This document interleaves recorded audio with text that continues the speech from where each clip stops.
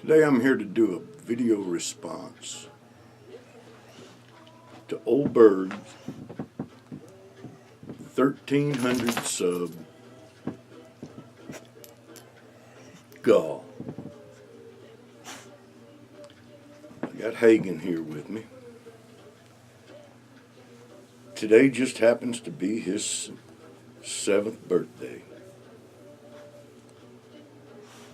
He said to tell you all happy birthday.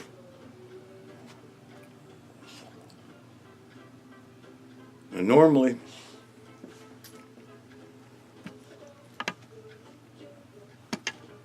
all right, jump down, buddy. Jump down, buddy. Camera hound.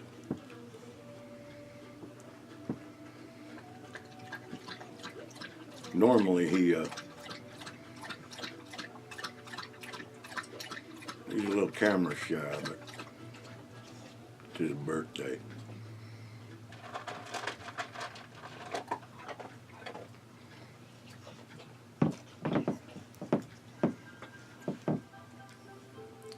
I fed him a little early today. He's back there nibbling.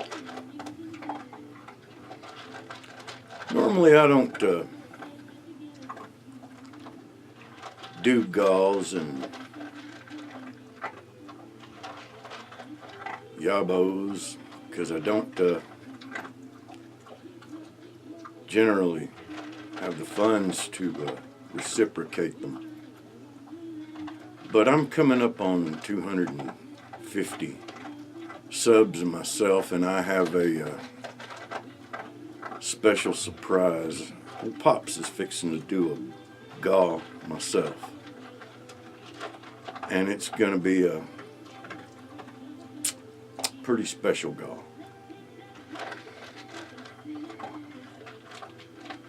So y'all stay tuned for that.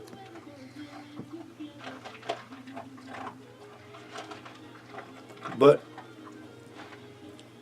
let's get a little housekeeping out of the way. Today I'm smoking my old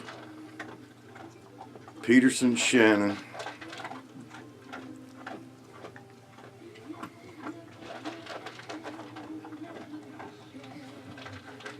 and some LJ Peretti Black Virginia.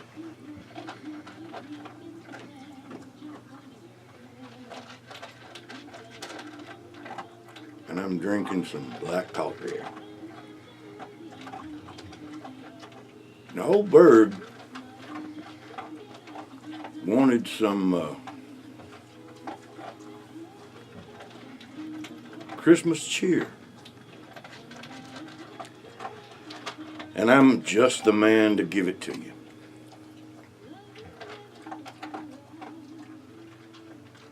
You wanted our fondest childhood Christmas memory.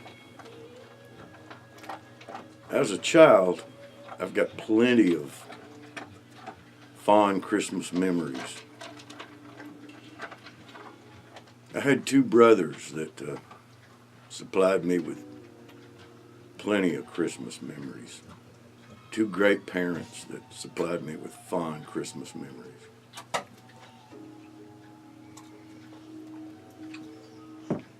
Wonderful family.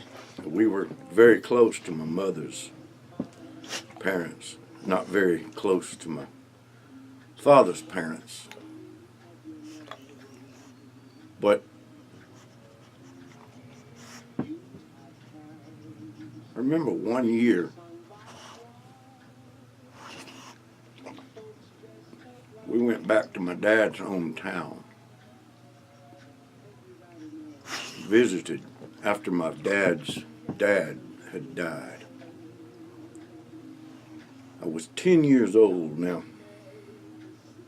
My dad's mother was a tiny, tiny little lady. She couldn't have stood 4 feet, 10 inches tall. She wasn't 5 feet tall, not at all. But her name was Willie McKnight, little Scottish lady.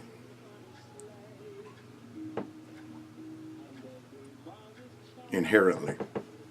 But she was a hillbilly.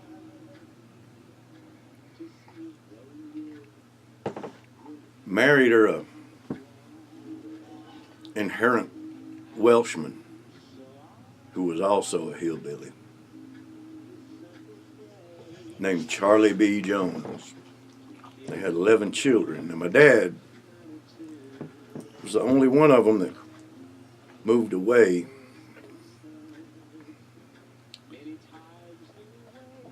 and went to school and started a family outside of his hometown. And he raised his family outside of his hometown.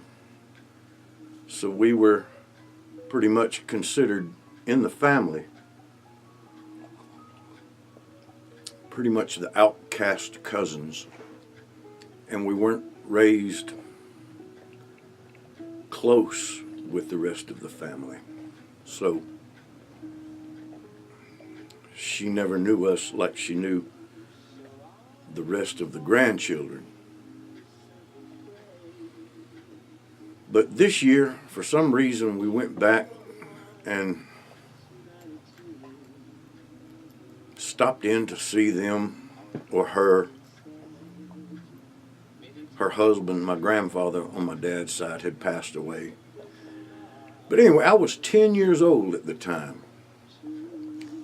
And it was 2 or 3 nights before Christmas. It wasn't Christmas Eve yet. But we stopped in to visit her. And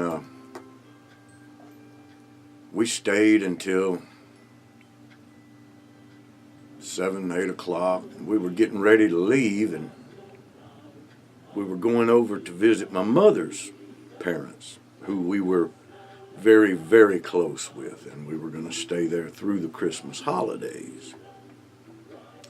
Well, she wanted to know if any of her grandchildren would like to spend the night with her. Now, neither one of my other 2 brothers wanted to do this, and really, I didn't either, because we didn't really know this lady, but I felt kind of sorry for her. She was a tiny little lady, and I didn't know her that well, but I looked over at my dad, and he had this pleading look in his eye. And my dad and I were very close. So I said, yeah, I will do it. I would like to. Just something in my heart told me I would like to.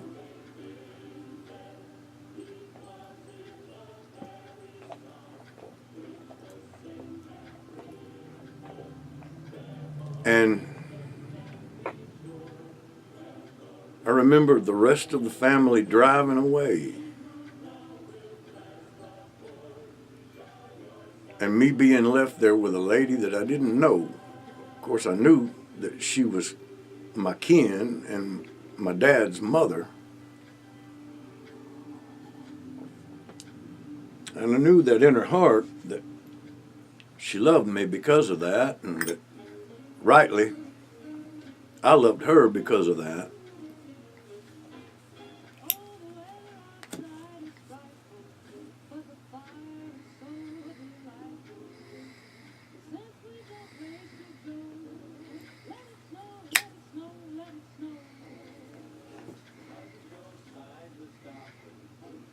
And it was Christmas time.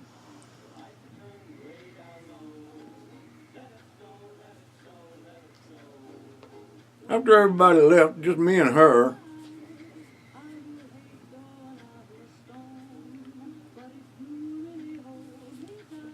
she asked me, she said, what are we going to do?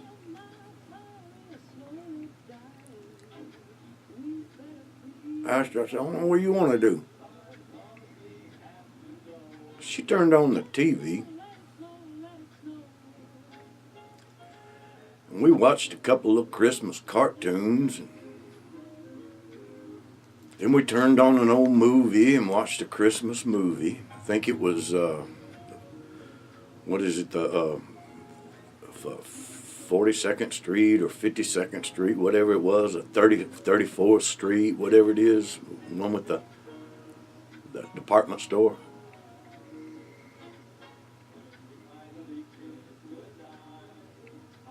Next thing you know, she's feeding me fudge sickles. I must have ate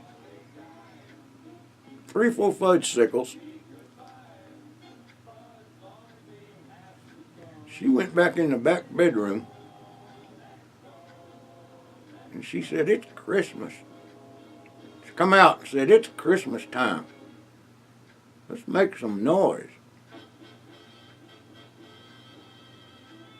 She came out, she had a bag full of firecrackers. Went outside and popped off this bag full of firecrackers. Wasn't many, but we popped off this bag full of firecrackers and had a pretty good time doing it. We ran out of firecrackers, went inside, and we laughed, and like I said, had a good time. I got to thinking, this old lady's all right, you know? She's a spry old thing. And then I figured, well, now we're going to go inside and go to bed and wake up the next morning. My dad's going to come pick me up, and that's going to be it. I got to know my grandmother, and everything was far out, you know? It was a nice visit. And she said, "Well, we need us some more firecrackers."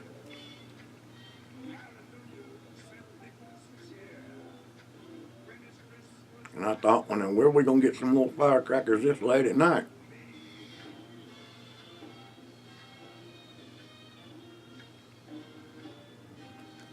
She went inside, went back to the back bedroom. She come back out, and this old lady had a handgun. She had a black handgun with white pearl grips. And she looked at me and she said, "Shh, come on." And she took a 10-year-old boy out in the backyard, and she popped off a shot in the ground. Then she handed it to me and she said, "Do you know how to do this?" And I said, "No." And she said, "All right, you pull the hammer back, click it twice, pull the trigger." So I pulled the hammer back twice and she held my hand and I pulled the trigger. Bam! And I looked up at her and I just died laughing. And she said, "You got 4 more shots, get them done quick." And I emptied it. And you could see lights coming on all over the neighborhood because this gun was louder than any firecracker we'd shot off. Lights coming on all over the neighborhood.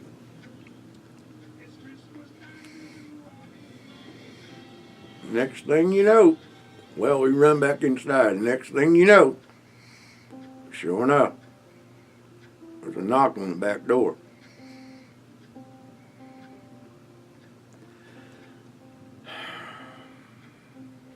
She didn't answer it.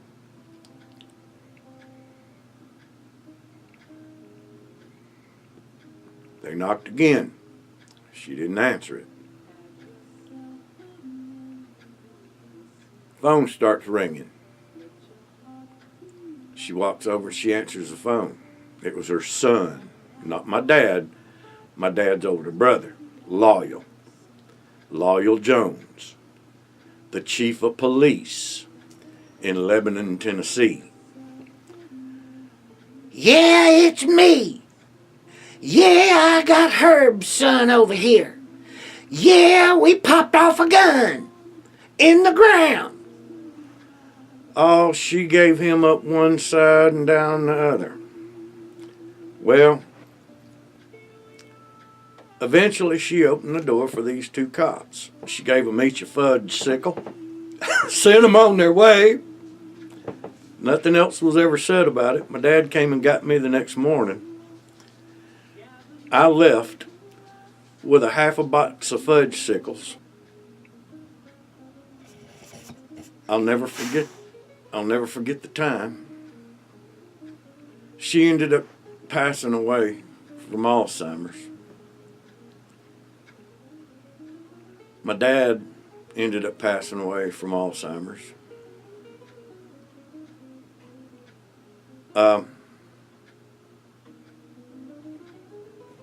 It's one of my most fun memories as a child. I hope that qualifies me for your GAW. Merry Christmas to you. I hope you and your family have the most happy holiday you've ever had. I'm Ole'Pops. Ho, ho, ho.